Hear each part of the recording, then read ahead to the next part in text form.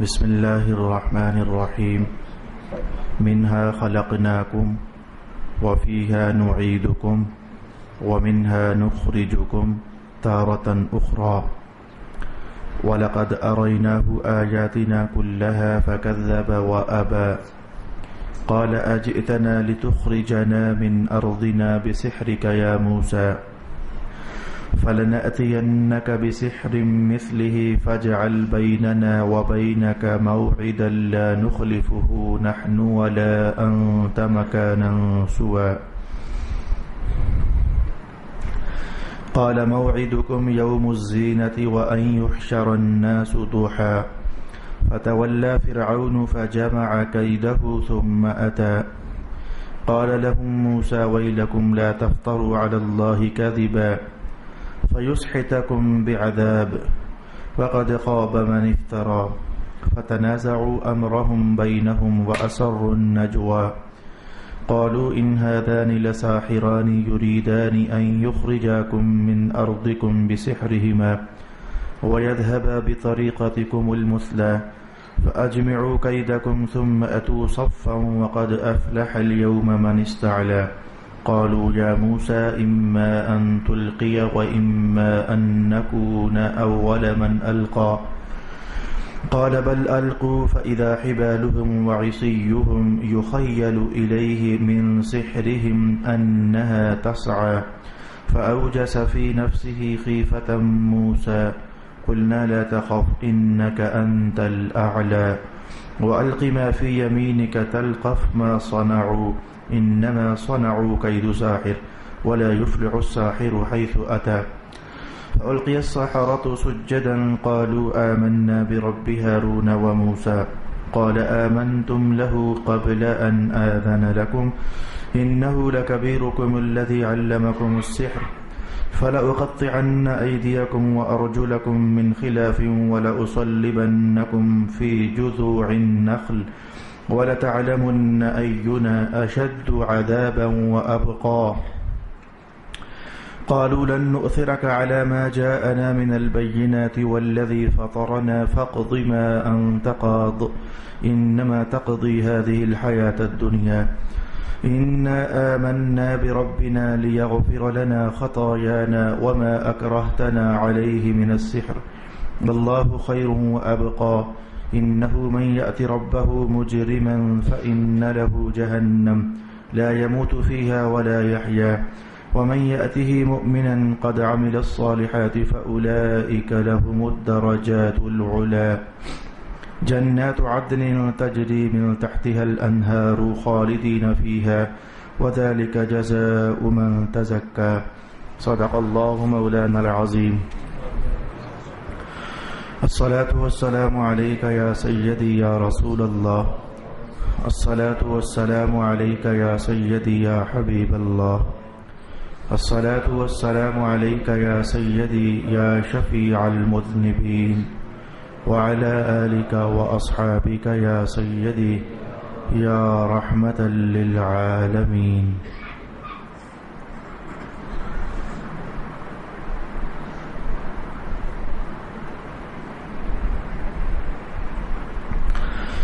اللہ رب العالمین کے فضل سے آج بہت ساری آیات بینات سورہ طٰہٰ کی تلاوت کرنے کی سعادت نصیب ہو گئی۔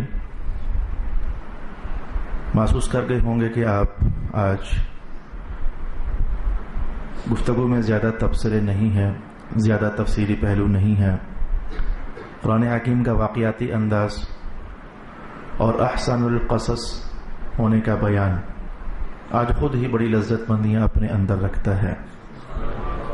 گزشتہ نشستوں سے ہم اتنا جان چکے کہ رب کائنات نے حضرت موسیٰ علیہ السلام کو تمام تر رحمتوں سے سجا کر، اپنی عطاؤں سے مزین کر کے، خدائی طاقتوں کا مظہر اور مظہر بنا کر، اللہ رب العالمین کی مہربانیوں کا امین بنا کر تو آرڈر فرما دیا جائیں، پھر آپ تیاری مکمل ہے، فرعون کے پاس جائیں، جو دینا تھا سو دیا۔ موسیٰ علیہ السلام نے جو کچھ اللہ رب العالمین سے مزید طلب کرنا تھا، جیسے کہ میرے بھائی کو بھی ساتھ بھیج دے اے میرے اللہ تعالیٰ، وہ سارے معاملات ہو گئے۔ موسیٰ علیہ السلام کے دربار میں جا پہنچے، بات چیت شروع ہوئی، وہ پہلا خطرہ ٹل گیا جو آپ کے دل میں یہ خوف تھا کہ اے اللہ ڈر لگ رہا ہے کہیں یہ میری بات ہی نہ سنے، کہیں ادھر ادھر آگے پیچھے بحث نہ کر دے، وہ خطرہ ٹل گیا۔ وہ پوچھ رہا تھا اچھا پھر فمن ربکما یا موسیٰ، آپ کا رب کون ہے جس کی بات آپ کرتے ہو؟ موسیٰ علیہ السلام نے اتنا مدلل، مؤثر اور مسکت اور مثبت اور ملزم جواب دیا کہ فرعون کے ہوش اڑ گئے اور اس نے پانسا پلٹنا چاہا، بازی جیتنے کے لیے اس نے عنوان تبدیل کرنا چاہا۔ کہا وہ پہلی قوموں کا کیا ہوا؟ کہا موسیٰ علیہ السلام نے فرمایا چھوڑ ان کو، تو واپس آنا، جو عنوان چل رہا ہے پہلے اس کی بات کرتے ہیں۔ یہ ساری کہانیاں ہم گزشتہ نشست میں سماعت کر چکے۔ عنوان یہاں آ کر رک گیا۔ آج میں نے ترجمہ نہیں کیا جان بوجھ کر، وہ ایک بار ترجمہ کرتا تو آئندہ بھی تو ترجمہ ہی چلنا تھا، تو میں نے چاہا وہ ساتھ ساتھ ہی چلتا رہے گا، تو ایک بار ترجمہ کر کے دوسرے بار کے ترجمے کا ٹائم ہم بچا لیں گے۔ تو مولا کائنات نے ارشاد کیا کہ منہا خلقناکم، اسی زمین سے ہم نے تمہیں پیدا کیا، وفیہا نعیدکم، اسی زمین میں ہم تمہیں دوبارہ پلٹا کر لے جائیں گے، ومنہا نخرجکم، اور اسی میں سے ہم تمہیں دوبارہ نکالیں گے بروز قیامت۔ میں نے عرض کیا تھا کہ اس آیت پر ایک دو میٹھی سی ابحاث ہم سیکھنا چاہیں گے۔ پہلی بحث تو یہ یاد رکھیے، وہ لوگ سعادت مند ہیں کہ جو جنازے میں شریک ہوتے ہیں، بڑے سعادت مند ہیں۔ عام بندے کا جنازہ بھی ہو، عام مسلمان کا جنازہ بھی ہو، جیسے کہ آپ مر جائیں میں مر جاؤں تو ہم عام مسلمان ہیں، تو بھی حضور رحمت عالم نے اتنا بڑا وعدہ ارشاد کر دیا کہ جنازے میں شرکت پر اللہ تعالیٰ احد پہاڑ برابر اجر عطا فرماتا ہے۔ اچھا تو پھر جو دفنانے تک بھی ساتھ رہیں تو اللہ تعالیٰ مہربانی فرماتا ہے کہ ان کا اجر اللہ تعالیٰ ڈبل فرما دیتا ہے۔ کچھ ایسے خوش بخت ہوتے ہیں، یا پھر رشتہ داریاں ایسی ہوتی ہیں، یا پھر کچھ محبتیں ایسی ہوتی ہیں کہ چاہتے ہوئے یا نہ چاہتے ہوئے بندے کو وہاں رکنا پڑ جاتا ہے، لیکن اللہ تعالیٰ اجر ضائع نہیں ہونے دیتا۔ تو پھر جب ہم رکتے ہیں تو بہت ساری سنتیں ہیں، بہت سارے مستحبات ہیں کفن کے لیے، دفن کے لیے، قبر میں اتارنے کے لیے۔ ان میں سے ایک مستحب اور ایک عمل رسول پاک علیہ الصلوۃ والسلام کا یہ ہے کہ 3 بار اپنے دونوں ہاتھوں کو ملا کر مٹھی اٹھائیے۔ ہاں مٹھی تو خیر یہ ہوتی ہے، مل جائے تو بک، ہم اسے کہتے ہیں بک، وہ 3 بکیں مٹی کی اٹھا کر تو ڈالنی ہوتی ہیں۔ مستحب بھی کہا گیا اور سنت بھی کہا گیا، تو یہ 3 بکیں ڈالنی ہوتی ہیں۔ حضرت امام اعظم ابو حنیفہ ارشاد فرماتے ہیں کہ جب پہلی بار بک اٹھا کر ڈالو تو یہ کلام پڑھو، قرآن حکیم کا یہ مقام، منہا خلقناکم، ہم نے تمہیں یہیں سے پیدا کیا۔ اچھا جی، جب دوسری بک اٹھا کر ڈالو تو پھر پڑھو وفیہا نعیدکم، ہم تمہیں ادھر ہی دوبارہ لے آئیں گے۔ اور جب تیسری بک اٹھا کر ڈالو تو پھر یہ پڑھو ومنہا نخرجکم تارۃ اخری، ہم تمہیں دوبارہ اسی جگہ سے بروز قیامت نکال دیں گے۔ یہ تو ہو گیا ایک مسئلہ جو میں نے آپ کی خدمت میں بیان کر دیا۔ 3 حصے ہیں۔ اچھا میں کہتا ہوں کہ اللہ تعالیٰ اجر دے دے گا اگر ہمیں اردو کے کلمات یاد نہ بھی ہوں تو عربی کے کلمات یاد نہ بھی ہوں تو اردو میں ہم اگر کہہ دیں، مجھے امید ہے کہ اللہ تعالیٰ بڑا فضل کر دے گا۔ ترجمہ تو آخر قرآن حکیم ہی کا ہے، تو چلو ہم عربی میں نہ صحیح تو اردو میں کہہ دیں۔ اللہ تعالیٰ کہتا ہے ہم نے تمہیں یہیں سے بنایا، دوسری مٹھی ڈالی تو کہا یہیں ہم تمہیں دوبارہ لے جائیں گے، اور تیسری بک ڈالی تو کہہ دیا ہم یہیں سے تمہیں دوبارہ اٹھا لیں گے۔ اگر اردو میں بھی بطور ترجمہ کہہ دیا جائے تو اللہ رب العالمین ان اللہ لا یضیع اجر المحسنین، اللہ کسی کا ذرہ بھر بھی اجر ضائع نہیں ہونے دیتا۔ یہ تو ہوگی ایک میٹھی سی بات۔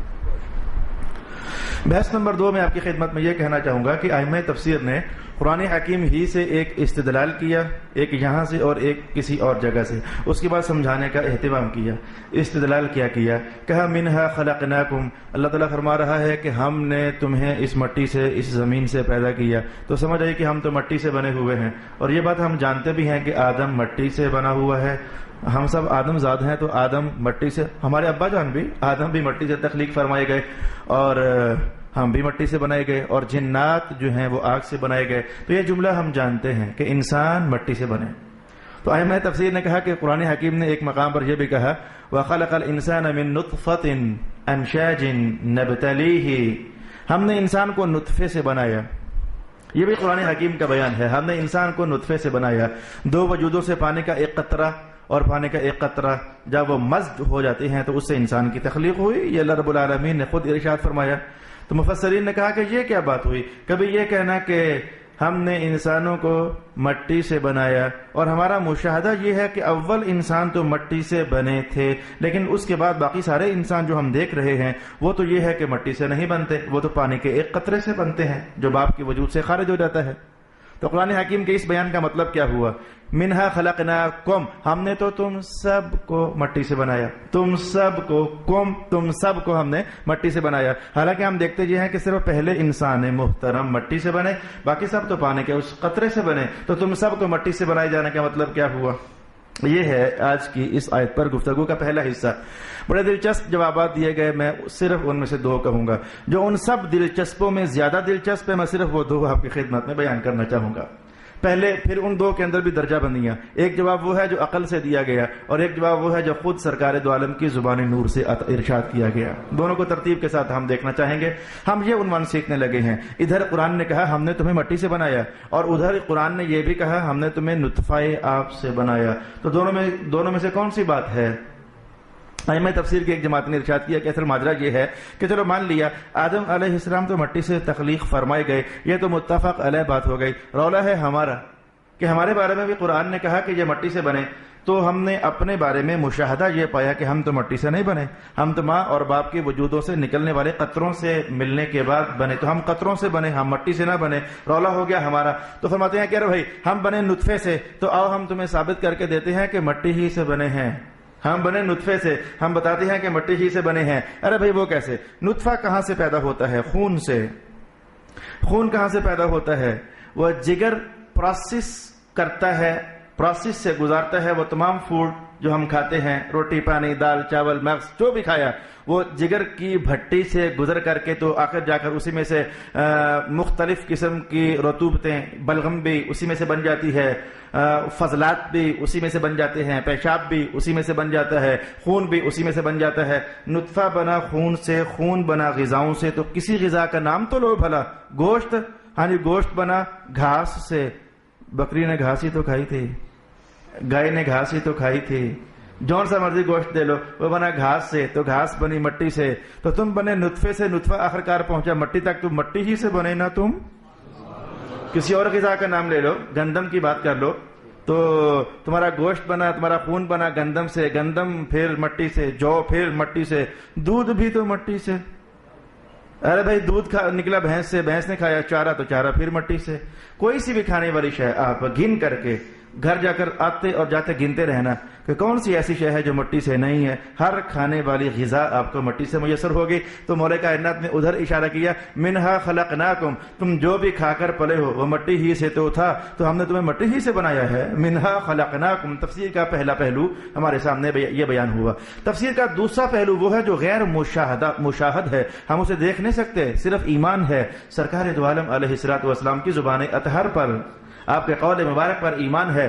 بہت ساری چیزیں ایسی ہوتی ہیں جو ہم میں سے چوٹی کا انسان بھی نہیں جان سکتا، البتہ وہ چیزیں نگاہ نبوت پہچان کر ارشاد فرمایا کرتی ہے. بہت ساری چیزیں ایسی ہیں، ان میں سے ایک چیز یہ ہے، رسول پاک علیہ السلام فرماتے ہیں کہ ایک حقیقت سن لو، پھر ایک اور حقیقت سن لو، اور پھر ایک اور حقیقت سن لو. میرے حضور ارشاد فرما دیں، رسول اللہ علیہ السلام فرماتے ہیں کہ جب باپ کے وجود سے پانی کا ایک قطرہ نکلتا ہے تو اللہ کی طرف سے ایک فرشتے کی ڈیوٹی ہوتی ہے، وہ تھوڑی سی مٹی اٹھا کر لاتا ہے فرشتہ، تو وہ مٹی اس نطفے میں گوندھ دیتا ہے، مکس کر دیتا ہے. تو مکس کرنے کے بعد پھر ماں کے رحم کے اندر محفوظ کر دیتا ہے. یہ خود رسول پاک علیہ الصلوۃ والسلام نے کلام ارشاد فرمایا. ایک حقیقت تو حضور نے یہ ارشاد فرمائی، ہم نے کبھی فرشتے کو آتے نہیں دیکھا، جاتے نہیں دیکھا، مٹی لاتے ہوئے نہیں دیکھا، بس حضور کا بیان ہے، ہم نے اس پر ایمان لانا ہے، ہم نے اس پر ایمان لانا ہے. ارے بھائی اسی کا نام ایمان ہے. رسول اللہ علیہ السلام نے مکے والوں سے یہی تو کہا تھا، اگر میں کہوں کہ پہاڑ کے ادھر سے لشکر آ رہا ہے تو مان جاؤ گے؟ کہا مان جائیں گے. کہا دیکھا ہے نہیں تو مان کیسے جاؤ گے؟ کہا اس لیے مان جائیں گے کہ آپ ہمیشہ سچ بولتے ہیں، بھلے نہیں دیکھا اس لیے مان جائے گا۔ تو حضور نے کیا فرمایا تھا؟ اگر میرے کہنے پر نہ دیکھا ہوا لشکر مان سک رہے ہو تو میرے کہنے پر نہ دیکھا ہوا خدا کیوں نہیں مان جاتے؟ پھر بات اگر میرے کہنے ہی کی ہے تو نہ دیکھا ہوا خدا بھی تو مان جاؤ نا۔ تو رسول اللہ علیہ السلام نے فرمایا تو بھلے ہم نے نہیں دیکھا، ہم نے ماننا ہے، ہم نے ایمان لانا ہے، یہی تو ایمان کی جان ہے اور یہی تو ایمان کی اصل ہے۔ تو فرمایا کہ فرشتہ وہ مٹی لا کر کے تو اس نطفے میں گوندھ دیتا ہے اور پھر ماں کے رحم میں محفوظ کر دیتا ہے۔ ایک حقیقت ہو گئی، ہمارے تفسیری پہلو جہاں مکمل ہو گیا، اگلی حقیقت اور اگلا راز بتاتا ہوں، لیکن تفسیری پہلو مکمل ہو گیا۔ مولا کائنات نے کہا ہم نے تمہیں مٹی سے بنایا، تمہیں لگا کہ نطفہ، لیکن تم دیکھ نہیں سک رہے تھے، اس نطفے میں بھی ہم نے تمہارے وجود کی مٹی کا حصہ ڈالا تھا، تم دیکھ نہیں سک رہے تھے۔ تفسیری پہلو مکمل ہو گیا۔ آئے ذرا اگلی حقیقت جانیں۔ رسول پاک علیہ الصلوۃ والسلام نے ارشاد فرمایا فرشتہ وہ مٹی لاتا کہاں سے ہے؟ پوری روئے زمین ہے تو فرشتہ وہ مٹی جو ہر انسان کے نطفے میں گوندھ دیتا ہے وہ مٹی لاتا کہاں سے ہے؟ فرمایا کہ اس جگہ سے جس جگہ بندے کی قبر بننی ہوتی ہے، جس جگہ سے بندے کی قبر بننی ہوتی ہے تو وہاں سے وہ مٹی اٹھا کر کے تو فرشتہ گوندھتا ہے۔ میں آج ایک راز آپ پر جو ہمارے مشاہدے میں گزرا وہ راز بھی آپ کے سامنے لاؤں گا۔ تو جس جگہ بندے کی قبر بننی ہوتی ہے وہاں سے فرشتہ مٹی گوندھتا ہے۔ لگے ہاتھوں حضور نے تیسرا جملہ بھی ارشاد فرما دیا، کہا یہی تو وجہ ہے کہ میں اور ابو بکر اور عمر ہم تینوں کی مٹی ایک ہی جگہ سے تھی۔ یہ حدیث کا جملہ، ہم تینوں کی مٹی ایک ہی جگہ سے تھی، تو جہاں سے ہماری مٹی تھی تو وہیں ہماری آج قبریں ہیں۔ کسی تیسرے کو چوتھے کو اجازت نہ ہوئی صحابہ میں سے، وہیں تبھی تو وہاں ہماری قبریں ہیں۔ رسول پاک علیہ السلام نے اپنی قبروں جو کہ بننی تھی تو اس کے حوالے سے یہ پہلے ہی سے اشارہ فرما دیا، تبھی آج وہاں سرکار دو عالم علیہ السلام کی قبر مبارک ہے، ساتھ حضرت ابو بکر صدیق کی قبر مبارک ہے، ساتھ حضرت عمر بن الخطاب کی قبر مبارک ہے۔ حضور فرما چکے تھے کہ مٹی قبر والی جگہ سے لی جاتی ہے اور ہم تینوں کی ایک ہی جگہ سے لی گئی ہے، لہذا آپ تینوں کو اللہ رب العالمین نے ایک مقام نصیب فرما دیا۔ یہ دو حقیقتیں ہم نے مزید جان لی۔ چوتھی حقیقت آپ کے سامنے، حدیث نہیں، حدیث مکمل ہو گئی، میں چوتھی حقیقت آپ کے سامنے یوں بیان کرنا چاہوں گا۔ ہم نہیں جانتے کہ ہم میں سے کس کی قبر کہاں ہے، ہم نہیں جانتے، ہمیں معلوم نہیں کہ کہاں سے مٹی اٹھا کر ہمارے وجودوں میں گوند دی گئی تھی، لیکن ہو چکنے کے بعد ہمیں کچھ تو حضور کے بیان سے علم حاصل ہوتا ہے۔ کئی بار حرمین لوگ جاتے ہیں، فوت ہو جاتے ہیں، کئیوں کی ڈیڈ باڈیز ان کے پیرنٹس، ان کے رشتہ دار، ان کے والی وارث منگوا لیتے ہیں، اور کئیوں کی نہیں منگواتے یا آ نہیں سکتی، ادھر ہی دفن ہو چکی ہوتی ہے۔ کیا وجہ ہے؟ اچھا، انگلینڈ میں کچھ لوگ مر گئے تو ان کی ڈیڈ باڈی ادھر آ گئی، کچھوں کی نہ آئی۔ مختلف ممالک میں کچھ مر گئے تو ان کی ڈیڈ باڈی ادھر آئی اور کچھوں کی نہ آئی۔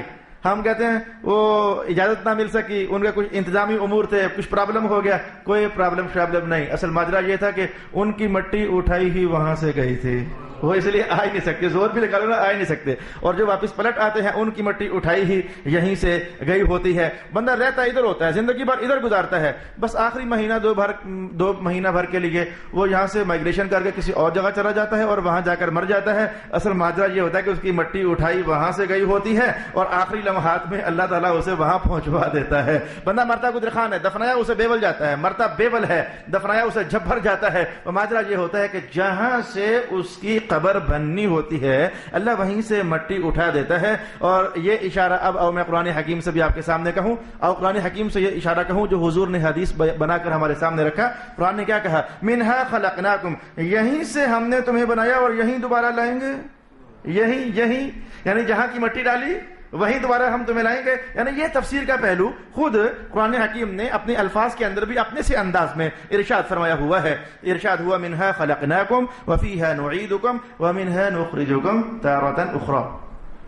آئے پھر وہ موسیٰ علیہ السلام اپنی تمام رحمتوں کا سامان اٹھا کر پہنچ گئے، بات چیت ہو رہی ہے تو مولا کائنات نے کہا موسیٰ پیغمبر ہم نے جو آپ کو معجزات دیے ہیں ذرا دکھاؤ انہیں۔ ایک دکھایا، دو دکھائے، تین دکھائے، چار دکھائے، اور فرعون پینترا بدلتا گیا، مکرتا گیا، انکار کرتا چلا گیا، بار بار زور لگاتا چلا گیا، جادو ہے، یہ بھی جادو ہے، عصا پھینکا سانپ بن گیا، کہا جادو ہے، ہاتھ ڈالا نکلا منور تھا، کہا جادو ہے، جو بات آپ دکھاتے وہ کہتا جادو ہے۔ مولا کائنات نے حضرت موسیٰ علیہ السلام کی طرف داری کرتے ہوئے قرآن کا یہ حصہ ارشاد کیا، وَلَقَدْ أَرَيْنَاهُ آيَاتِنَا كُلَّهَا، ہم نے اپنی ساری نشانیاں دکھا دی فرعون کو۔ ساری سے مراد جو ہمارے پاس ہے وہ نہیں، ہم نے وہ ساری نشانیاں دکھا دی جو ہم نے موسیٰ پیغمبر کو دی تھی. اللہ کے پاس تو بے حد و انتہا ہے نا. وہ نشانیاں جو ہم نے موسیٰ علیہ السلام کو دے دی تھی, قرآن حکیم نے کہا وہ 9 نشانیاں تھیں, اور ہم اس سے پہلے وہ مطالعہ کر چکے ہیں, پڑھ چکے ہیں, اس لیے آج میں ان کو دہراتا نہیں. وہ لگ بھگ ایک پاؤ بھر کا بیان ہے. وہ جو 9 نشانیاں تھیں وہ لگ بھگ ایک پاؤ بھر کا بیان ہے, اسے میں نہیں چھیڑتا, لیکن 9 نشانیاں تھیں. رب کائنات نے کہا ہم نے وہ 9 ساری کی ساری نشانیاں جو دی تھی موسیٰ پیارے کو, ہم نے فرعون کو دکھائی تھی. آپ کو ایک جملہ کہنا چاہوں گا, آپ کو ذرا تھوڑی دیر کے لیے روکنا چاہوں گا. ایک پیغمبر کا مقام کیا ہوتا ہے, تھوڑا سا اشارہ کرنا چاہوں گا. جتنا میں کہوں گا, جتنا ہمیں سمجھ آئے گا, تو اتنا مقام ہوتا ہے, ایسا نہیں ہے. یعنی جو میں کہہ رہا ہوں یہ بس تھوڑی سی جھلک ہے. ایک پیغمبر کا مقام ہوتا کتنا ہے یہ تو ہم جان نہیں سکتے, لیکن ایک جھلک آپ کو بتانے لگا ہوں. موسیٰ علیہ السلام نے وہ ہاتھ منور کر کے دکھا دیا, موسیٰ علیہ السلام نے دوسری نشانی دکھا دی, موسیٰ علیہ السلام نے تیسری نشانی دکھا دی. اور آپ بھی یہ سمجھ رہے ہیں کہ واقعی موسیٰ علیہ السلام ایک کے بعد ایک نشانیاں دکھا رہے تھے. تو موسیٰ علیہ السلام دکھا رہے تھے, رب کائنات نے کہا اریناہ, ہم دکھا رہے تھے اصل میں. وَلَقَدْ أَرَيْنَاهُ, ہم اصل میں دکھا رہے تھے. تو جاننا چاہیے ہر نبی کی پشت پر اللہ کی رحمت کا ہاتھ ہوتا ہے, ہر ولی کی پشت پر اللہ کی رحمت کا ہاتھ ہوتا ہے, ہر نیک بندے کی پشت پر اللہ کی رحمت کا ہاتھ ہوتا ہے, اپنے میں درجے میں رہتے ہوئے. جو جس کا درجہ, پھر اللہ کی طرف سے تائید بھی اتنی قوی, جو جتنے اعلیٰ درجات کا مالک, پھر اللہ کی طرف سے تائید بھی اتنی قوی. تو یہ سبق ہم یہاں سے دیکھ سکتے ہیں. میں کہتا ہوں کہ یہ تو نبی ہیں. رسول پاک علیہ السلام نے وہ جو حدیث قدسی کے الفاظ ہمیں ارشاد فرمائے کہ اللہ تعالیٰ فرماتا ہے کہ جب کوئی بندہ میرا مقرب بن جاتا ہے, میں اس کے ہاتھ بن جاتا ہوں. یہ حدیث آپ فوراً جان گئے. میں اس کی زبان بن جاتا ہوں, بولتا وہ ہے, اندر طاقت ہماری طرف سے ہوتی ہے, ہاتھ اس کے ہلتے ہیں, اندر طاقت ہماری طرف سے بھری ہوئی ہوتی ہے. بس یہ اشارہ جو حدیث قدسی کے حوالے سے میں نے کہا, اسے ذرا بہت اوپر لے جاؤ تو پیغمبروں کی کہانی شروع ہو جاتی ہے. فرمایا وَلَقَدْ أَرَيْنَاهُ آيَاتِنَا كُلَّهَا فَكَذَّبَ وَأَبَى, ہم نے ساری نشانیاں دکھا دی فرعون کو, لیکن اس نے ہمیشہ انکار کیا اور تکذیب ہی کی. قال اجئتنا لتخرجنا من ارضنا بسحرك يا موسى, ترجمہ بھی ملاحظہ کرتے جائیے, سبق ہمارا تیزی سے آگے بڑھ جائے گا. کہنے لگا اے موسیٰ, تم اسی لیے ہمارے پاس آئے ہو کہ ہم کو اپنے جادو کے ذریعے ہمارے ملک سے نکال دو. یہ ڈنڈے کا سانپ بن جانا جادو ہے. اے موسیٰ, جادو دکھا کر ہمیں ہمارے ملک سے بھگانا چاہتے ہو, نکالنا چاہتے ہو. ہاتھ کو بغل میں دبایا تو منور ہو گیا, کہا یہ بھی جادو ہے. تو ہر معجزے کو کہا کہ یہ جادو ہے. فَلَنَأْتِيَنَّكَ بِسِحْرٍ مِثْلِهِ, اس کا خیال یہ تھا کہ موسیٰ جو کچھ کر کے دکھا رہے ہیں, ایسا تو میرے پاس جو پلے ہوئے جادوگر ہیں وہ بھی ایسا کر کے دکھا سکتے ہیں. اسے اپنی جادوگروں کی طاقت پر مان تھا, گھمنڈ تھا. کہنے لگا, سوچنے لگا کہ موسیٰ جو کچھ کر کے دکھا رہے ہیں یہ کوئی اتنا عجیب تو نہیں, یہ تو میرے نوکر چاکر جادوگر جو ہیں وہ بھی ایسا کر کے دکھا سکتے ہیں. تو چیلنج کر دیا, فرعون نے چیلنج کر دیا. چیلنج کے الفاظ کیا تھے؟ کہنے لگا فَلَنَأْتِيَنَّكَ بِسِحْرٍ مِثْلِهِ, جیسا موسیٰ نے کر کے دکھایا ایسا تو ہم بھی کر کے بتا سکتے ہیں, ایسا تو ہم بھی کر کے بتا سکتے ہیں. فَاجْعَلْ بَيْنَنَا وَبَيْنَكَ مَوْعِدًا, اے موسیٰ پھر ٹھیک ہے, چل تو ہمارا چیلنج ہے کہ کوئی جگہ متعین کر, کوئی وقت متعین کر, تو وہاں پھر 2 ہاتھ ہو جائیں گے. فرعون بول رہا ہے 2 ہاتھ ہو جائیں گے, مقابلہ ہو جائے گا, وہاں آمنا سامنا ہو جائے گا, ٹکراؤ ہو جائے گا کہ تیرے پاس قوت زیادہ ہے یا ہمارے پاس قوت زیادہ ہے. یہ فرعون بول رہا ہے بے باکی سے, نہ ڈر ہو کر کے, بے خوفی سے, بے ادبانہ انداز میں. یہ فرعون بول رہا ہے مکان انسوا, کوئی جگہ متعین کر لیں, ہم وہاں پہنچتے ہیں. قال موعدکم یوم الزینہ, موسیٰ علیہ السلام تو پہلے ہی سے جیسے موقع دیکھ رہے تھے کہ کس موقع پر یہ پہنچے تو میں اسے فوراً کیچ کر لوں. جیسے ابراہیم علیہ السلام نے کیا برموقع جملہ ارشاد کیا تھا, ہر نبی ایسے ہی برموقع جملے ارشاد فرماتے ہیں. وہ جب عید والے دن ابراہیم علیہ السلام کے زمانے والے کافر اپنے بتوں کو چھوڑ کر اپنی عید منانے کی جگہ پر گئے, ابراہیم علیہ السلام نے موقع جانا تو بڑے بت کو رہنے دیا, باقی سب چھوٹے بتوں کو توڑ دیا, کسی کا بازو, کسی کی ٹانگ, کسی کا سر کاٹ دیا, اور کلہاڑا بڑے بت کے کندھے پر رکھ دیا. قوم پلٹ کر آئی تو کہنے لگی کہ کس نے ہمارے خداؤں کو مارا؟ ابراہیم علیہ السلام نے کہا جو بڑا ہے اس نے مارا, ان سب میں جو بڑا ہے اس نے مارا. وہ سمجھے کہ شاید بڑے بت نے, حالانکہ ابراہیم علیہ السلام یہ سمجھا رہے تھے کہ قوم میں سب سے بڑا تو نبی ہوتا ہے. کہا جو بڑا ہے اس نے مارا, انہوں نے سمجھا شاید بڑے بت نے مارا. کہنے لگے یہ کیسے مار سکتا, یہ تو ہل نہیں سکتا. جب وہ یہاں پہنچے ابراہیم علیہ السلام نے کہا برموقع جملہ بول دیا, تو میں بھی تو تمہیں یہی سمجھاتا ہوں یہ کچھ بھی نہیں کر سکتا. آپ خود اپنی زبان سے مان گئے نا. میں بھی تمہیں یہی سمجھاتا ہوں کہ یہ بت کچھ بھی نہیں کر سکتے. تو بس کچھ ایسا ماحول بن گیا. فرعون نے کہا موقع کوئی جگہ بنائیں, کوئی وقت بتائیں, ہم وہاں پھر اکٹھے ہوں گے. موسیٰ علیہ السلام سمجھ گئے یہ بڑا بھرپور موقع ہے. آپ نے کہا تمہاری عید کا دن سارے اکٹھے ہوتے ہیں نا, ویسے اکٹھا کرنا مشکل. مسلمانوں آپ کا بھی یہی حال ہے, آپ کا بھی یہی حال ہے. ویسے شاید آپ کو اکٹھا کرنا مشکل 5 نمازوں میں, عید کو تو آ ہی جاتے ہو. میں نے کہا عید کا موقع یہ بڑا اسپیشل موقع ہوتا ہے, سب آ ہی جاتے ہیں. موسیٰ علیہ السلام سمجھ گئے یہ بھرپور موقع ہے حملہ کرنے کا. کہا عید والا دن دوحا چاشت کے وقت, یعنی سورج جب نکل رہا ہو, تیاریاں کر کے لوگ آ رہے ہو, تو اس وقت مقابلہ ہوگا ہمارا. قال موعدکم یوم الزینہ, جس دن تم زینت بناتے ہو عید کا دن, ان یحشر الناس ضحی, سب کو اکٹھا کر لیا جائے. فتولى فرعون فجمع كيده ثم اتى, تو وقت طے پا گیا تو فرعون نے تیاریاں شروع کر دی. یعنی میں بطور علاقوں کے نام ادھر کے نہیں لیتا, ادھر سے مندرے والے جادوگروں کو بلا لو بھائی, روات والے جادوگروں کو بلا لو بھائی, پنڈی والوں کو بلا لو بھائی, وہ جیلے والے جادوگر تم بھی آ جاؤ, دینی والوں تم بھی آ جاؤ. اردا گرد سے سب جادوگر اس نے بلا لیے. مولا کائنات نے تصویر کھینچی. فتولى, فرعون چلا گیا. فجمع کیدہ, تو اس نے جمع کر لیا اپنا تمام لشکر, اپنا تمام مکاریاں, اپنا تمام فراڈ, اپنے تمام ہتھ کنڈے, جادو ہی کے ذریعے جمع, اس نے سب کچھ جمع کر لیا. ثم اتا, اور اپنی طرف سے بڑے تذکر و احتشام کے ساتھ عید والے دن آ گیا. موسیٰ علیہ السلام بھی جلال نبوت کا صحرا اور جھومر سجا کر میدان میں اتر آئے. قال لهم موسیٰ, موسیٰ علیہ السلام نے نبی تھے, جانتے تھے کہ آج فیصلہ ہو جانا ہے. جیسے کہ امام حسین پاک نے بھی تو کربلا میں کھڑے ہو کر خطبہ دیا تھا. آخری موقع ہے, آخری موقع. خطبے کے الفاظ کیا ہے؟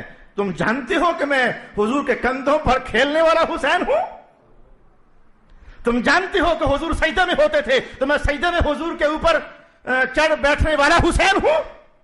تم جانتے ہو کہ میں کون ہوں کہ حضور نے اپنی زبان میرے منہ میں ڈالی تھی. تم جانتے ہو کہ میں کون ہوں, میں وہ ہوں, میں وہ ہوں, میں وہ ہوں. امام حسین پاک بھی سمجھ رہے تھے آگے فیصلہ ہو جانا ہے, شاید کوئی بچ جائے, ان حقائق کو سمجھ کر شاید کوئی بچ جائے اور واپس غلامی کے حلقے میں آ جائے. یہ ہر اللہ والے کی شان ہوتی ہے. وہ کہتا ہے لوگ بچ جائیں, مارے جائیں گے. موسیٰ علیہ السلام نے اپنی شان کے مطابق کچھ ایسا ہی کہا, وَيْلَكُمْ لَا تَفْتَرُوا عَلَى اللَّهِ كَذِبًا, وہ مرن جوگیو, اللہ پر جھوٹ مت باندھو, جو میں نے دکھایا تھا وہ معجزہ تھا. جھوٹ مت بولو کہ یہ جادو ہے, جھوٹ مت بولو, مارے جاؤ گے. وَيْلَكُمْ, مرن جوگیو, مارے جاؤ گے. لَا تَفْتَرُوا عَلَى اللَّهِ كَذِبًا, جھوٹ مت باندھو اللہ پر. فَيُسْحِتَكُمْ بِعَذَابٍ, اللہ پھر ایسی عذاب میں گرفتار کرے گا کہ بس ملیا میٹ ہو جاؤ گے. وَقَدْ خَابَ مَنِ افْتَرَى, جس نے جھوٹ بولا وہ تو نقصان اٹھا گیا. اپنی آخری لیکچر پھر دے دیا, بچ جاؤ, ہو سکتے ہیں تو بچ جاؤ. جو میں نے دکھایا وہ جادو نہیں تھا, وہ اللہ کی طرف سے دی ہوئی قوت تھی, وہ معجزہ تھا. نہ مانے. جب موسیٰ علیہ السلام نے یہ جملے ارشاد فرمائے, بچ جاؤ, خدا کے بندو, ڈرو, مارے جاؤ گے. فَتَنَازَعُوا أَمْرَهُمْ بَيْنَهُمْ, آپس میں چے میں گوئیاں شروع ہو گئیں. وہ جادوگر آپس میں ایک دوسرے کو کوئی یہ جملہ کہہ رہا ہے, کوئی یہ جملہ کہہ رہا ہے, کوئی یہ جملہ کہہ رہا ہے. فَتَنَازَعُوا أَمْرَهُمْ بَيْنَهُمْ, آپس میں تنازع ہو گیا. وَأَسَرُّوا النَّجْوَىٰ, اور چھپ چھپا کر سرگوشیاں کرنے لگے. یعنی آپس میں حضرت موسیٰ علیہ السلام کا جو وہ جلال نبوت سے بھرا ہوا آخری جملہ جو سنا نا, تو ایک نے کہا یہ یار اگر یہ واقعی نبی ہوئے پھر تو ہم مارے جائیں گے. دوسرے نے کہا کہ البتہ اگر یہ ہوئے جادوگر جیسے کہ ہمارا فرعون کہہ رہا ہے تو پھر تو غالب ہم ہی آئیں گے. تیسرے نے کہا یار دیکھ لو فرعون کو پتہ نہ چلے کہ ہم کیا باتیں کر رہے ہیں. چوتھے نے کوئی اور بات کہی, پانچویں نے کوئی اور بات کہی. چھٹے نے کہا کہ یار یہ جو آخری جملہ بولا ہے نا, یہ جو انہوں نے آخری جملہ بولا ہے, او مرن جوگیو, وَيْلَكُمْ لَا تَفْتَرُوا عَلَى اللَّهِ كَذِبًا, جو اللہ نے مجھے دیا وہ معجزہ تھا, اس کے بارے میں جھوٹ مت بولو کہ یہ جادو ہے. یار یہ جو کلام ہے یہ مجھے جادو کی دنیا کا کلام لگتا نہیں ہے. چے میں گوئیاں شروع ہو گئیں, گپ شپ لگنے شروع ہو گئی. لیکن فرعون انہیں پیچھے سے پمپ کر رہا تھا, خبردار ڈرنا مت, میں انا ربکم الاعلی, رب میں ہوں بلکہ بڑا رب میں ہوں. فحشر فنادى, سب کو اکٹھا کر کے آواز مار رہا تھا. قرآن کا بیان, انا ربکم الاعلی, میں تم سب کا رب ہوں. پمپ کر رہا تھا, انہیں پش کر رہا تھا, خبردار ہٹنا نہیں ہے, آج جیتنا ہے.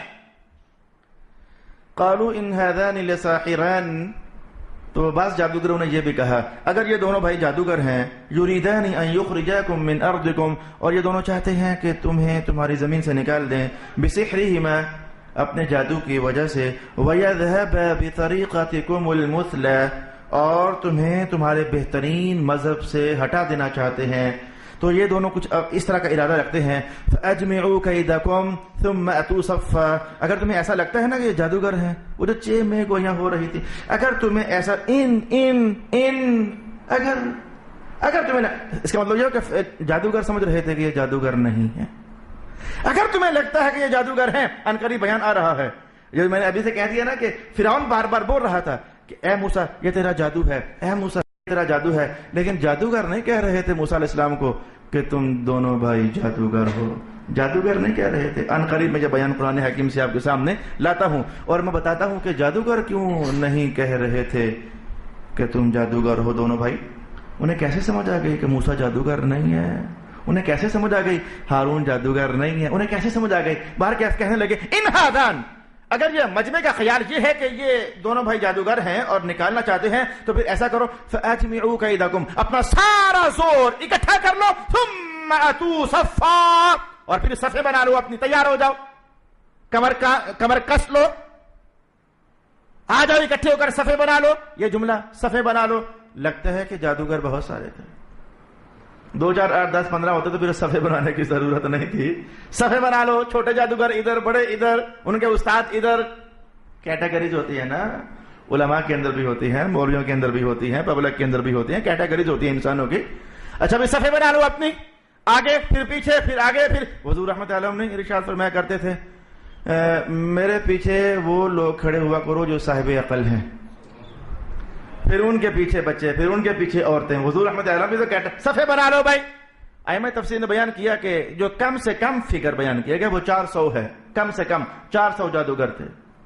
اچھا جی، زیادہ سے زیادہ فگر 14,000 کا بیان کیا گیا، 14,000 جادوگر تھے۔ کوئی بعید نہیں ہے 400 ہوں یا 1000 ہوں یا پھر 12,000 ہوں یا پھر 14,000 ہوں، کوئی بعید نہیں ہے، پورا ملک سے اس نے جادوگر اکٹھے کیے ہوئے تھے۔ وَقَدْ أَفْلَحَ الْيَوْمَ مَنِ اسْتَعْلَىٰ، اللہ رب العالمین نے فرعون کی زبان سے کتنا سچا جملہ نکلوا دیا، وہ یہ نہ کہہ سکا کہ آج ہم غالب آئیں گے، اس کے منہ سے جملہ یہ نکل گیا اعلان بھرے مجمع کے اندر، قَدْ أَفْلَحَ الْيَوْمَ مَنِ اسْتَعْلَىٰ، آج وہی کامیاب ہوگا جو غالب آ جائے گا۔ تو بات تو صحیح تھی، جو غالب آ جائے گا کامیاب تو وہی ہونے والا ہے، اور غالب تو آج حضرت موسیٰ علیہ السلام آنے والے ہیں۔ قالوا یا موسیٰ، مقابلہ شروع ہونے لگا ہے بھائی۔ قالوا، جادوگر کہنے لگے یا موسیٰ، اے موسیٰ، اما ان تلقیا، کیا آپ پہلے اپنا کچھ وار کریں گے، حملہ کریں گے یا دکھائیں گے، یا جو آپ کے پاس طاقت ہے اس کا اظہار کریں گے، وَإِمَّا أَن نَّكُونَ أَوَّلَ مَنْ أَلْقَىٰ، یا پھر ہم پہلے کچھ اپنا وار کریں۔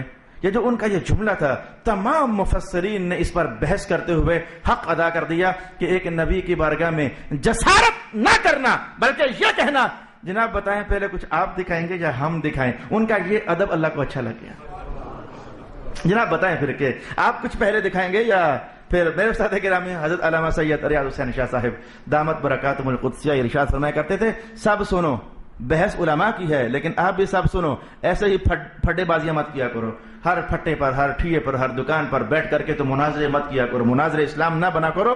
استاد صاحب فرمایا کرتے تھے کہ کبھی اللہ رحم کرے کوئی کوشش کرو نوبت نہ بنے، لیکن اگر کبھی نوبت بن جائے مناظرے کی تو کبھی بھی پہل نہ کرو، اسے کو جناب آپ سنائیں، آپ کے پاس کیا دلیل ہے، ذرا وہ بولے گا نا تو آپ کو سمجھ آ جائے گی وہ کتنے پانی میں ہے، اس کی طاقت کیا ہے، اس کا زور کیا ہے، اس کا انداز استدلال کیا ہے۔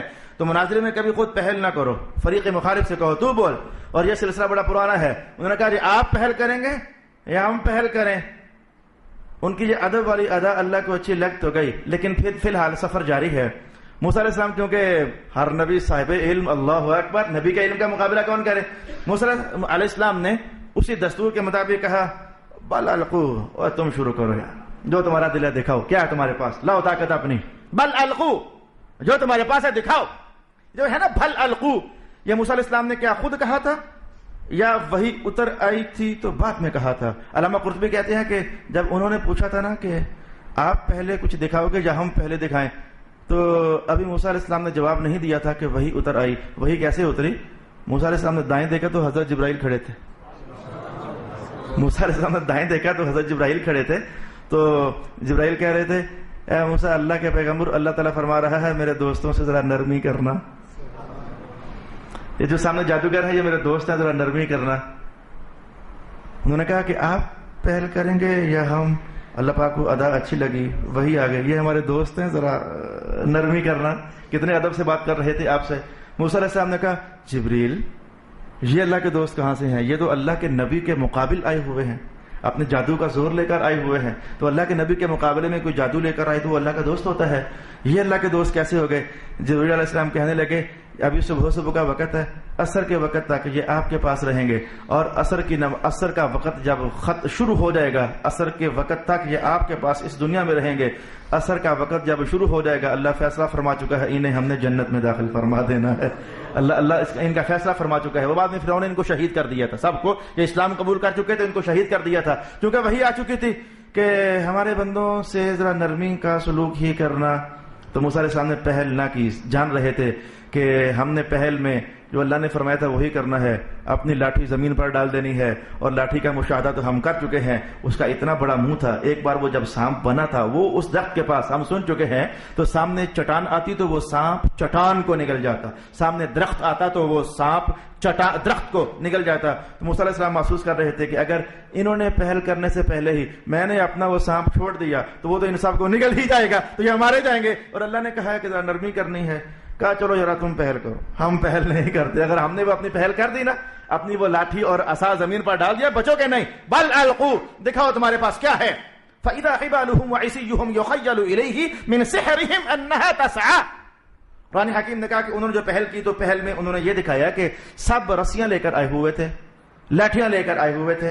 تو انہوں نے اپنی رسیاں اور لاٹھیاں زمین پر پھینک دیں. قرآن کا بیان یہ ہے کہ وہ رسیاں ہلنے لگ گئیں, زگ زیگ کرنے لگ گئیں, وہ لاٹھیاں ہلنے لگ گئیں. تسعى, موسیٰ علیہ السلام کو خیال گزر رہا تھا کہ یہ رسیاں دوڑ رہی ہیں. تسعى, سعی کرنا, یہ دوڑ رہی ہیں, یہ لاٹھیاں دوڑ رہی ہیں.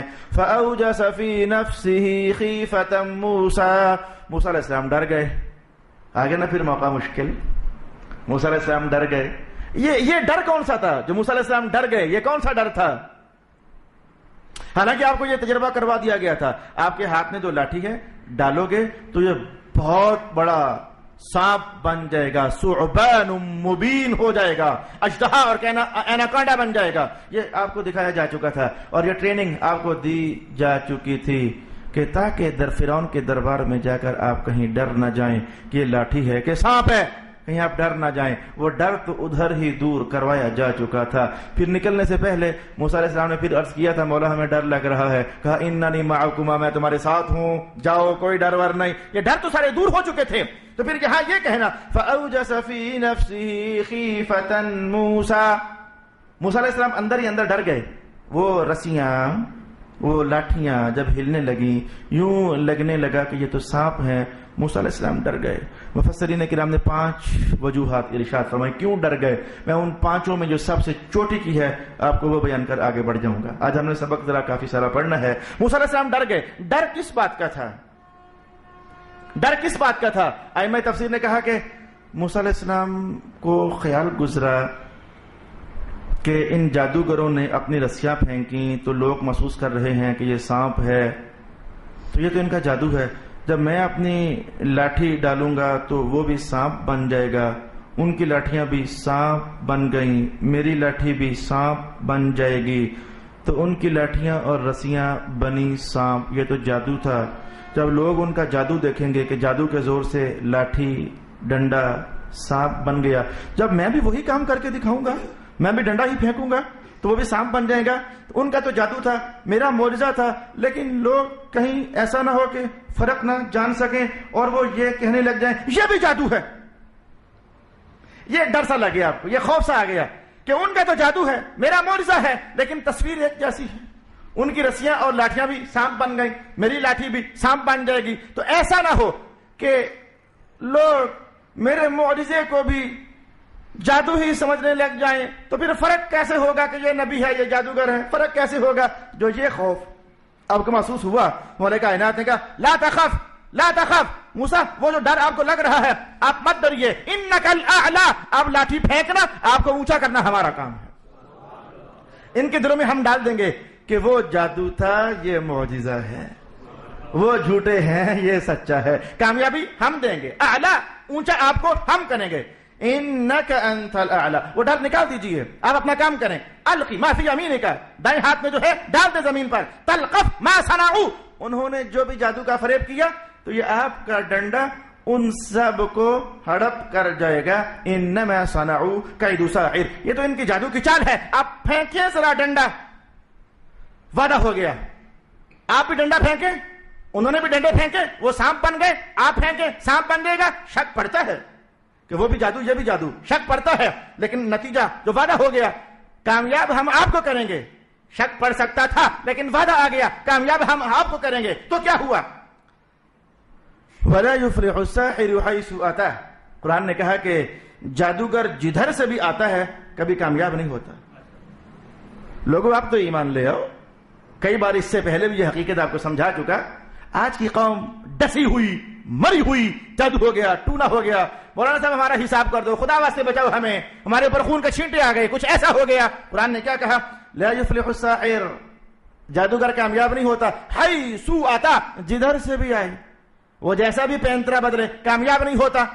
اچھا، کامیاب نہ ہونے کی اگر آپ مشاہدہ کرنا چاہتے ہو تو میں آپ کو جو بتاؤں گا، کتنے جادوگروں نے چلو بقول تمہارے جی اس نے اس کا رزق بند کر دیا، جملہ تو سنا نا، میرے کاروبار پر حملہ کر دیا، لیکن میں پھر بھی کہتا ہوں کہ روٹی تو پھر بھی آپ روزانہ کھاتے ہو، کپڑے پھر بھی آپ پہنتے ہو، جوتے پھر بھی آپ پہنتے ہو، نعمت ہر نعمت سے لذت مند پھر بھی آپ ہوتے ہو. اگر اس نے آپ کا کاروبار بند کرنا چاہا تو کامیاب تو نہ ہوا، اس میں کامیاب تو نہ ہو سکا. اگر اس نے آپ کے بچوں کی شادی روکنا چاہی تو شادیاں تو پھر بھی ہو جاتی ہیں، کامیابی تو پھر بھی نہ ہو سکی. وہ جون سا بھی پینترا بدلتا ہے. مولا کائنات نے کہا لا یفلح، جادوگر اپنے مقصد میں کبھی بھی کامیاب نہیں ہو سکتا. جیسے کہ یہاں جادوگروں نے چاہا فرعون جیت جائے، موسیٰ ہار جائے. مولا کائنات نے کہا ایسا نہیں ہو سکتا. جادوگر اپنے مقصد میں کبھی کامیاب نہیں ہو سکتا. لا یفلح، کبھی فلاح نہیں پا سکتا. موسیٰ جیتیں گے آپ، وعدہ ہو گیا. اب ہوا کیا؟ موسیٰ علیہ السلام نے لاٹھی پھینکی، وہ سانپ بن گیا، اس کا منہ کھلا. سب لاٹھیاں اور سب رسیاں، اگر 400 جادوگر تھے تو 800، اور اگر 12,000 جادوگر تھے تو 24,000 رسیاں. بھئی ایک لاٹھی ایک ڈنڈا، ایک لاٹھی ایک ڈنڈا اور ایک رسی. اچھا، تو اگر 14,000 جادوگر تھے تو 28,000 رسیاں اور ڈنڈے. تو اس نے ایک ہی لقمے میں وہ 28,000 کے 28,000 سانپ نکل لیے. جب ایسا ہوا فَأُلْقِيَ السَّحَرَةُ سُجَّدًا، تو پھر سب جادوگر سجدے میں گر گئے. سب جادوگر سجدے میں گر گئے. اور میں نے کہا تھا کہ فرعون تو کہتا تھا کہ موسیٰ جادوگر ہیں، جادوگر نہیں کہتے تھے. میں نے کہا تھا کہ آپ کو دکھاتا ہوں قرآن حکیم سے. فرعون تو کہتا تھا کہ جادوگر ہے موسیٰ، جادوگر نہیں کہتے تھے. حق تو یہ تھا نا، سمجھ آتی ہے نا. جادوگروں نے بھی ڈنڈے پھینکے، سانپ بن گئے. موسیٰ نے بھی ڈنڈا پھینکا، سانپ بن گیا. تو جادوگر کہتے او یار بڑا تیرا جادو ہے. کہتے کہ جو ہم نے کیا ڈنڈے سے سانپ بنایا جادو ہے ہمارا. تو موسیٰ آپ نے بھی تو یہی کیا، کہہ سکتے تھے یہ جادو ہے. لیکن اب میں کہانی بتاؤں آپ کو، جلدی آپ کو سمجھ آئے گی. پیروں کی دنیا میں چلے جاؤ، افسروں کی دنیا میں چلے جاؤ، علماء کی دنیا میں چلے جاؤ، پبلک کی دنیا میں چلے جاؤ. لوگ کہتے ہیں اور جتنی تیری عمر اتنا میرا تجربہ. تم میں کی دسیں گا، میں کی سارا پتا ہے. جو بھی عنوان چل رہا ہوتا ہے، کوئی عالم اس کے سامنے کوئی چھوٹا عالم، اونچے نیچے تو ہوتے ہیں نا. کوئی علم کی کہانی کہ وہ کہتا ہے یار تم مجھے سمجھائے گا، تیری جتنی عمر ہے اتنے سال مجھے پڑھتے پڑھاتے ہوئے ہو گئے، مجھے پتا ہے کہ علم کیا ہے، مجھے پتا ہے کہ فرائض کیا ہے، مجھے پتا ہے کہ قرآن کیا ہے، مجھے پتا ہے کہ حدیث کیا ہے، مجھے پتا ہے کہ سنت کیا ہے. اولیاء کرام کی دنیا میں کوئی جھوٹا ولی، وہ کوئی جھوٹا پیر سامنے آ کر کوئی رنگ برنگے شعبدے دکھائے تو صاحب نظر کہتا ہے وہ چھوڑ ہے، مجھے پتا ہے کہ یہ پیری مریدی کیا ہوتی ہے، مجھے نہ سمجھا دوں. یہ پٹیاں اپنے پاس رکھ، مجھے نہ پڑھا دو، مجھے پتا ہے کہ ایک پیر کیا ہوتا ہے. عالم بولے گا مجھے پتا ہے کہ عالم کیا ہوتا ہے. دوسرا بولے گا مجھے پتا ہے. اچھا میں سیاست میں چلا جاؤں تو گجر خان کے سارے سیاستدان اوے ہاٹوے مولوی صاحب تو کدھر آ گیا، تجھے کیا پتا سیاست، ہمیں پتا ہے سیاست کیا ہوتی ہے. تو جو بندہ جس فن کا ہوتا ہے وہ دوسروں کو ڈیگریڈ کرنے کے لیے بولتا ہے اوے ہمیں پتا ہے یہ شے کیا ہوتی ہے. جادوگر سمجھ رہے تھے کہ موسیٰ علیہ السلام نے جو دکھایا وہ جادو نہیں، ہمیں پتا ہے جادو کیا ہوتا ہے، ہمیں پتا ہے یہ جادو کیا ہوتا ہے. جادو سے آنکھوں میں دھوکہ ڈال کر رسی ہلتی ہوئی محسوس ہو جائے، ایسا تو ہو سکتا ہے، لیکن ایسا بھلا کیسے ہو سکتا ہے کہ ایک لاٹھی سانپ بنے اور 28,000 سانپوں کو کھا جائے؟ ایسا کیسے ہو سکتا ہے؟ انہوں نے بحث ہی نہیں کی. انہوں نے بحث کرنا مناسب ہی نہ سمجھا, اور انہوں نے یہ آبجیکشن کرنا مناسب ہی نہ سمجھا کہ موسیٰ تیرا جادو ہم سے بڑا ہے. انہیں سمجھ آ گئی تھی کہ یہ جادو ہے نہیں, ہم نے جادو کی ساری کتابیں پڑھی ہیں, ہم جادو کے سارے ہنر جانتے ہیں, ہمیں پتا ہے کہ یہ جادو نہیں ہو سکتا. عافیت اسی میں ہے کہ چپ کر کے سر پھینک دیا جائے اور کہا جائے آمنا برب ہارون و موسیٰ, ہم ایمان لاتے ہیں ہارون کے رب پر اور موسیٰ کے رب پر. یہ اصل میں ان کی وہ ادا ان کو کامیاب کر گئی. ائمہ تفسیر نے کہا ان کی وہ ادب والی ادا ان کو کامیاب کر گئی. لیکن اب میں قرآن کا حسن اعجاز, قرآن کا حسن بلاغت کی ایک جھلک آپ کے سامنے لانا چاہوں گا. توجہ رکھنا میرے بھائی. فرعون نے کہا میں رب, فرعون نے کہا میں رب, انا ربکم الاعلی. جادوگروں کو حق یہ پہنچتا تھا کہ وہ یہ کہتے آمنا برب العالمین. فرعون تجھے ہم رب نہیں مانتے, ہم جہان بھر کے رب پر ایمان لاتے ہیں. حق یہ بنتا تھا کہ وہ کہتے تو رب نہیں, رب وہ ہے جو جہانوں کا رب. موسیٰ علیہ السلام کی تقریر سنی آپ نے, رب وہ ہوتا ہے جو پیدا کرتا ہے, رب وہ ہوتا ہے جو زمین پھیلاتا ہے, رب وہ ہوتا ہے جو آسمان سے پانی نچوڑتا ہے, رب وہ ہوتا ہے جو پھل اگاتا ہے, رب وہ ہوتا ہے جو اناج دیتا ہے, تو کائنات کا نظام چلاتا ہے. یہ تقریر جادوگر سن چکے تھے. حق یہ بنتا تھا کہ وہ کہتے آمنا برب العالمین, ہم ایمان لائے سب جہانوں کے رب پر. قرآن کا حسن بلاغت. جادوگروں نے یہ نہ کہا, وہ کہنے لگے آمنا برب ہارون و موسیٰ. اسے بھلا میں کیسے سمجھاؤں گا آپ کو, اسے میں بھلا کیسے سمجھاؤں گا آپ کو. دھیان رکھنا, ایک عالمانہ انداز بھی ہے, واعظانہ انداز بھی ہے, چلتا ہے. میں نے کئی علماء سے یہ پایا, میں نے یہ علماء سے پایا. کون سا؟ قرآن حکیم نے پہلی سورت میں کیا کہا, اہدنا الصراط المستقیم. لوگوں دعا کیا کرو مولا ہمیں صراط مستقیم دے دے. یہ دعا ہم سے کروائی گئی. اچھا آپ کو پتا ہے کہ جتنے فرقے چل رہے ہیں, کل ایک ڈاکٹر صاحب میرے گھر آئے تو کہنے لگے علامہ صاحب یہ فرقوں کا ماجرا کیا ہے. جو مجھے پتا تھا پھر میں نے بتایا, لیکن چلو میں بطور نام لیتا ہوں. یہ نام لینا بطور گالی نہیں ہے, آپ سمجھے میں کیا کہنا چاہتا ہوں. دیوبندی کہتے ہیں ہم برحق ہیں, صراط مستقیم ہمارے پاس. سنی کہتے ہیں صراط مستقیم ہمارے پاس. اچھا جناب محترم, وہابی کہتے ہیں صراط مستقیم ہمارے پاس. اہل حدیث کہتے ہیں صراط مستقیم ہمارے پاس. اہل تشیع کہتے ہیں صراط مستقیم ہمارے پاس. معتزلی کہتے ہیں صراط مستقیم ہمارے پاس. مجسمہ کہتے ہیں صراط مستقیم ہمارے پاس. اچھا جتنے فرق آج تک لا ادریہ کہتے ہیں صراط مستقیم ہمارے پاس. اندیہ کہتے ہیں صراط مستقیم ہمارے پاس. عباسی کہتے ہیں صراط مستقیم ہمارے پاس. یہ فرق مختلف زمانوں میں. تو قرآن نے کیا مانگنا صراط مستقیم. مولا یہاں تو سارے کہہ رہے ہیں کہ صراط مستقیم ہمارے پاس. فیصلہ کیسے ہوگا؟ قرآن کا فیصلہ ایسے ہوگا, صراط الذین انعمت علیہم. صراط مستقیم ان کے پاس ہوگا کہ جن کے پاس وہ راستہ ہوگا کہ جن لوگوں پر اللہ نے اپنا انعام کیا تھا. انعام یافتہ لوگوں والا راستہ جن کے پاس ہوگا, نبیوں کا, اولیاء کا, یہ قرآن حکیم کا بیان ہے, صالحین, نبیوں کا, ولیوں کا راستہ جن کے پاس ہوگا وہ ہوں گے صراط مستقیم والے. تو یہ قید لگائی کہ سیدھا راستہ ان کا ہوتا ہے جو ولیوں والے ہوتے ہیں, سیدھا راستہ ان کا ہوتا ہے جو شہیدوں والے ہوتے ہیں, سیدھا راستہ ان کا ہوتا ہے جو نبیوں والے. یہ کنڈیشن بڑھائی نا تاکہ فرق لگ جائے پتا کہ ہر ایک کے پاس صراط مستقیم نہیں ہے. بس جلدی سمجھ جاؤ, جلدی سمجھ جاؤ. وہ جادوگر سمجھ رہے تھے اگر ہم نے کہا کہ ہم ایمان لائے جہان کے رب پر, تو جہان کا رب وہ ہے اور فرعون سمجھ رہا ہے کہ میں بھی ہوں. اگر ہم نے یہ جملہ بول دیا کہ ہم جہان کے رب پر ایمان لائے, تو یہ کڑما بھی تو یہی کہہ رہا ہے کہ میں جہاں بھر کا رب ہوں. حقیقت میں تو وہ ہے. تو ہم ایسا جملہ نہیں بولیں گے کہ جس سے فرعون تھوڑی دیر کے لیے خوش ہو جائے. ہم یہ کہیں کہ ہم جہان بھر کے رب پر ایمان لائے, تو فرعون سمجھے وہ تو میں ہی ہوں اور وہ خوش ہو جائے کہ یہ مجھ پر ہی ایمان لائے. انہوں نے کہا ہم یہ جملہ ہی نہیں بولیں گے. انہوں نے پینترا بدلا, جادوگروں نے پینترا بدلا. کہنے لگے ہم فرق کریں گے کہ کس رب پر ہم ایمان لائے, اس رب پر, فرعون پر, یا کہ اس رب پر. پہچان کیسے ہوگی؟ کہا سچا رب ادھر ہوتا ہے جدھر نبی ہوتے ہیں. کہ رب ہارون و موسیٰ, ہم ایمان لائے اس رب پر جو موسیٰ کا رب ہے. ہم ایمان لائے اس رب پر جو ہارون کا رب ہے. لیکن ایک اور حکمت, ایک اور اعجاز, ایک اور بلاغت, ایک اور دانائی, ایک اور راز. انہی الفاظ میں غور کریں. معجزہ دکھایا کس نے تھا؟ موسیٰ علیہ السلام نے. ہارون علیہ السلام تو خاموش ساتھ کھڑے تھے, انہوں نے معجزہ دکھایا ہی نہیں تھا. تو تو حق یہ پہنچتا تھا کہ جادوگر کہتے آمنا برب موسیٰ، ہم موسیٰ کے رب پر ایمان لائے. کہا نہیں، ہارون کے رب پر ایمان لائے. جنہوں نے معجزہ دکھایا ان کا نام لیٹ، مؤخر، اور جس نبی نے معجزہ نہیں دکھایا ان کا نام پہلے. یعنی ترتیب. دونوں بھائی آئے اکٹھے تھے، دکھایا معجزہ موسیٰ علیہ السلام نے تھا، جیت گئے، جادوگر ہار گئے، ایمان قبول کیا. تو یوں کہتے نا ہم ایمان لائے موسیٰ کے رب پر، معجزہ جو انہوں نے دکھایا تھا.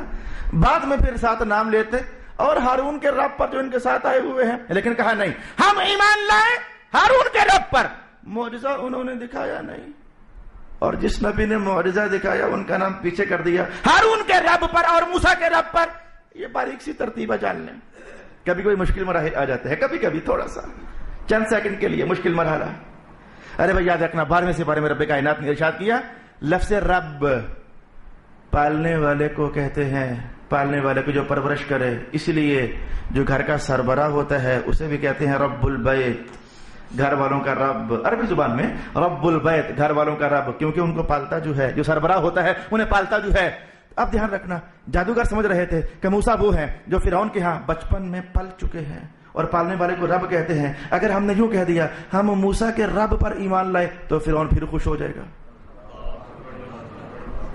اگر ہم نے یہ کہہ دیا کہ ہم موسیٰ کے رب پر ایمان لائے تو فرعون پھر خوش ہو جائے گا، اس لیے کہ وہ سمجھے گا کہ موسیٰ کا رب تو میں ہوں، پالا تو اسے بچپن میں نے ہے، تو وہ پھر خوش ہو جائے گا. انہوں نے کہا نہیں، بات یہ کہ فرعون رب ہارون، جو ہارون کا رب ہے نا، تو ہٹ پیچھے، تیرا نام ہی نہیں، ہٹ ہٹ، تیری بات نہیں ہو رہی. جو ہارون کا رب ہے نا، اب کہا وہ جو موسیٰ کا بھی رب ہے، معجزہ دکھانے والا موسیٰ ہے، لیکن نام پیچھے کر کے اصل میں فرعون کو پیچھے ہٹایا. ہٹ، تو کہیں خیال نہ کرنا کہ موسیٰ کا رب تو میں ہوں. رب ہارون و موسیٰ، ہم ایمان لائے ہارون کے رب پر اور موسیٰ کے رب پر. قال آمنتم له قبل ان آذن لكم. اور ادھر ماجرا یہ بھی ہو گیا کہ مجھے ٹائم کا اندازہ نہیں ہو سکا کہ ہم نے کب سبق شروع کیا، لیکن میں بات جلدی سمیٹتا ہوں. یہ جب اس طرح کی خبریں چل رہی ہوتی ہے نا، کوئی مناظرہ ہونا ہو، کوئی دنگل لگنا ہو، کوئی مقابلہ ہونا ہو، تو ہر بندے کو خبر ہوتی ہے.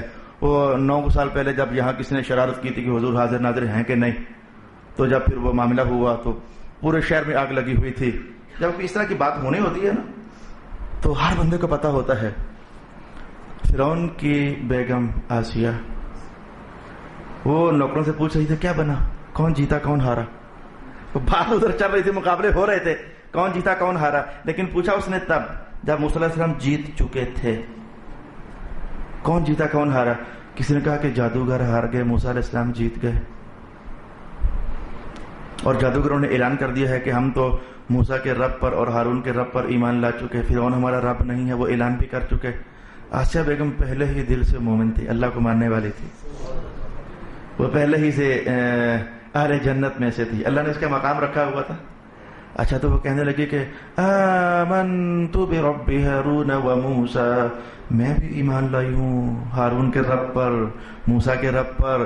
جب گھر ہی سے آواز آئی تو کسی نے بھاگ کر شکایت لگا دی فرعون کو، وہ تیری بیگم بھی گئی، وہ بھی کہہ رہی ہے کہ میں بھی موسیٰ کے رب کو مانتی ہوں، میں بھی ہارون کے رب کو مانتی ہوں. فرعون نے کہا اچھا میری بیگم، اسے پکڑ کر لاؤ ذرا، اور اس کو زمین پر لٹا کر بھاری بھرکم چٹان اس کے اوپر رکھو، یہ کچل کر مر جائے، یہ کچل کر مر جائے. آسیہ بیگم کو پکڑ لیا گیا. یہ بیان علامہ قرطبی کا ہے جو آپ کو سنا رہا ہوں. علامہ قرطبی نے الجامع لاحکام القرآن میں ارشاد فرمایا آسیہ بیگم کو پکڑ لیا گیا اور فرعون کے سامنے انہیں زمین پر لٹا دیا گیا. جب وہ زمین پر لیٹی تو اللہ نے ان کے سامنے وہ نظارہ کر دیا، محسوس کر رہی تھی کہ جنت میں یہ ایک گھر ہے اور اللہ تعالیٰ سمجھا رہا ہے کہ یہ گھر آسیہ کا ہے. اللہ پاک نے مشاہدہ کروا دیا، ایمان اور پختہ ہو گیا.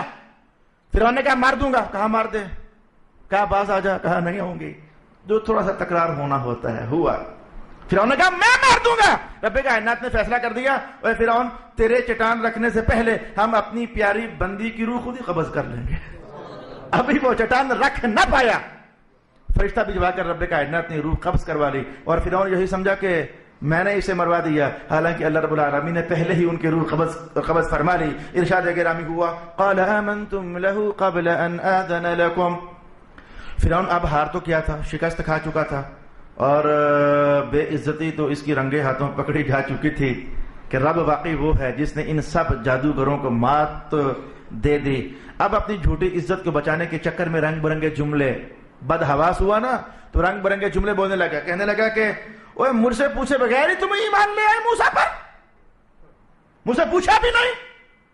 یہ ایک بڑا ہنگامہ ہے ہر دور کا، ہر محلے میں، ہر علاقے میں، ہر شہر میں، ہر بستی میں. کچھ لوگ خود ہی ٹھیکیدار بنے ہوتے ہیں، خود ہی ان کا دل ہوتا ہے کہ کوئی بھی کام ہو ہم سے پوچھ کر کیا جائے، وغیرہ وہ کام ہی ٹھیک نہیں ہے، ہم سے رائے لی جائے، ہم سے اجازت لی جائے، ہم سے پوچھا جائے، ہمیں اس مشاورت میں بٹھایا جائے، ہم ہاں کہیں تو کام کیا جائے، وغیرہ کام ہی نہ کیا جائے. یہ ہر علاقے میں، ہر محلے میں، ہر جگہ، ہر شہر، ہر بستی، ہر نگر ٹھیکیدار ہوتے ضرور ہیں. فرعون نے کہا مجھ سے پوچھا ہی نہیں، ایمان لے آئے ہو موسیٰ کے رب پر، ہارون کے رب پر بغیر ہم سے پوچھے. انہو لکبیرکم الذی علمکم السحر، لگتا ہے ایسے ہے کہ تم سب اور موسیٰ اندر سے ملے ہوئے ہیں. اپنی عزت بچانے کے لیے جھوٹ موٹ بولنا شروع کر دیا. یہ تمہارا استاد ہے اور تم سارے اس کے شاگرد ہو. علمکم السحر، اس نے تمہیں جادو سکھایا ہے. فرعون بول رہا ہے لگتا ہے یہ تمہارا استاد ہے، تم اس کے شاگرد ہو. کوئی ملی بھگت ہے، معاملہ کچھ ایسا لگ رہا ہے. لَأُقَطِّعَنَّ أَيْدِيَكُمْ وَأَرْجُلَكُمْ مِنْ خِلَافٍ، دیکھنا میں کرتا کیا ہوں تمہارے ساتھ، میں کرتا کیا ہوں تمہارے ساتھ.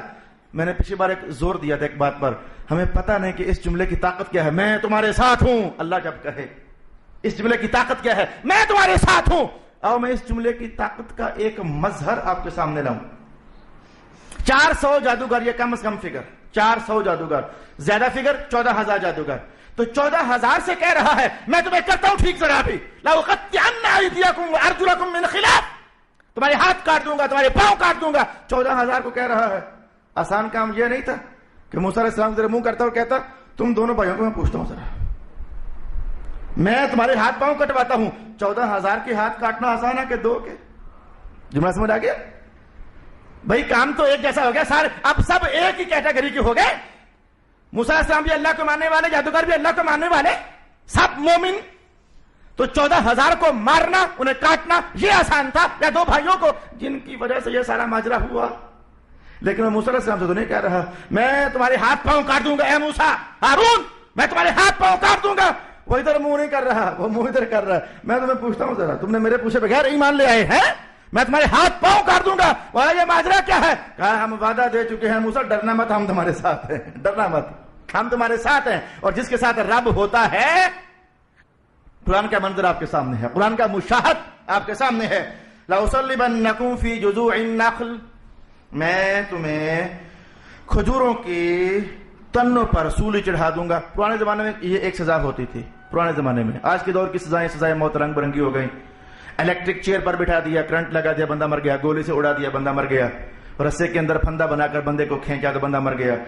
ہمارے ہاں اس دور کی سولیاں یا پھر اس دور کے سزائے موتیں کچھ اس طرح کی ہوتی ہیں. تو فرعون کے زمانے میں سزائے موت دینے کا طریقہ یہ ہوتا تھا کہ کھجور کے تنے کو اوپر سے گھڑ کر پتلا کر دیا جاتا، جیسے سوئی یا سوا یا گلی، وہ گلی ڈنڈا کھیل رہے گلی، بالکل پتلا کر دیا جاتا.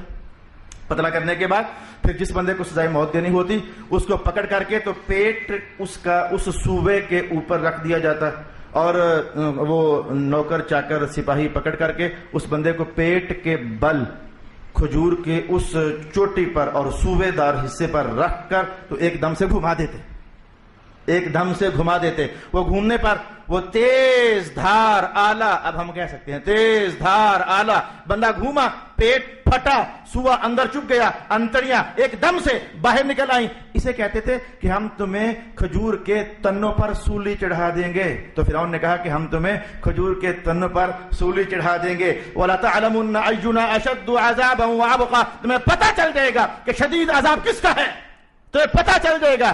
وہی بات جو جبریل علیہ السلام کہہ گئے تھے. عصر کا وقت ہوا تو اس ظالم نے ان 400 کو یا 12,000 کو یا 14,000 کو ان سب کے سب کو قتل کروا دیا. یہ وہ بشارت دی جو جبریل کہہ گئے تھے کہ عصر تک یہ آپ کے پاس رہیں گے، عصر کے بعد اللہ انہیں جنت میں داخل فرمانے والا ہے.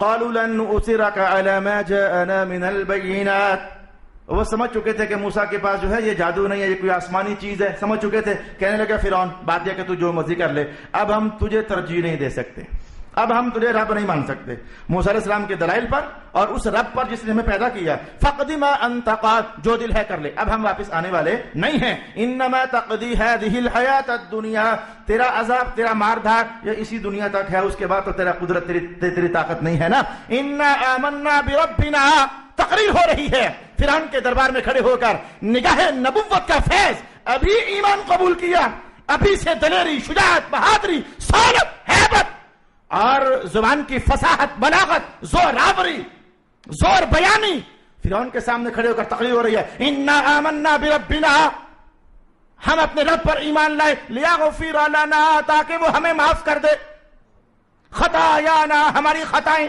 وما اکرہتنا علیہ من السحر، اور جو تو نے ہم سے جادو کروایا تھا موسیٰ کے خلاف، اللہ وہ ہماری خطا معاف کر دے.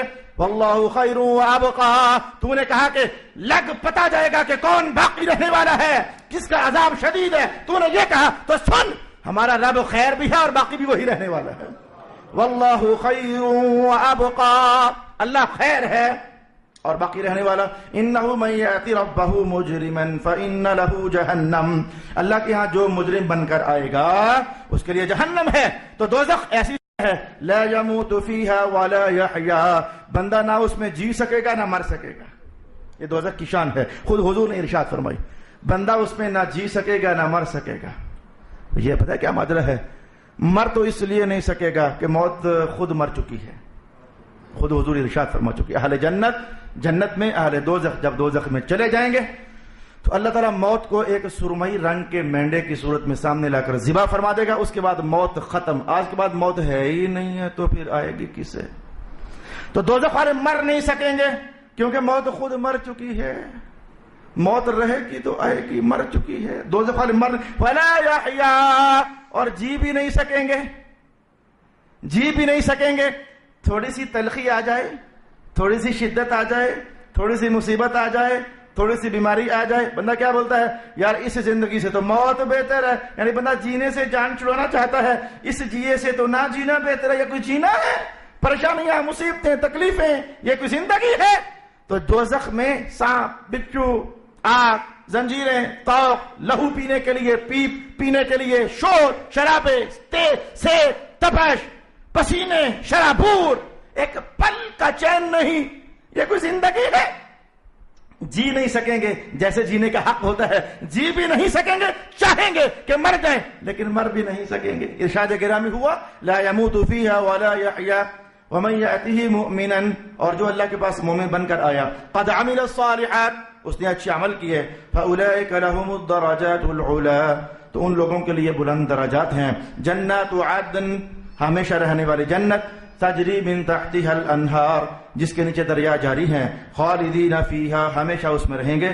وذالک جزاء من تزکا، اور یہ ہے جزا اس بندے کی جو گناہوں سے پاک رہتا ہے. صدق اللہ العظیم.